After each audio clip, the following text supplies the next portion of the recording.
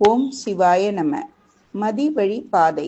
மதி என்பது திசை. திசைதான் ஒரு மனிதனின் பாதையை நிர்ணயிக்கிறது.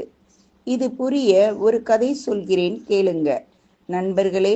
காசிநாதன் என்ற பெரியவரின் கதை. ஒரு சின்ன கிராமத்தில் காசிநாதன் என்ற ஒரு பெரியவர் வாழ்ந்து வந்தார். அவர் சிறுவயதில் தாய், தந்தை, அண்ணன், தம்பி, தங்கையுடன் சேர்ந்து வாழ்ந்து வந்தார். காசிநாதனின் தந்தை சிறு விவசாயம் பார்த்து வந்தவர். நடுத்தர குடும்பத்தை சார்ந்தவர். காசிநாதன் அதே ஊரில் உள்ள கல்விக்கூடத்தில் 5ஆம் வகுப்பு வரை படித்தார்.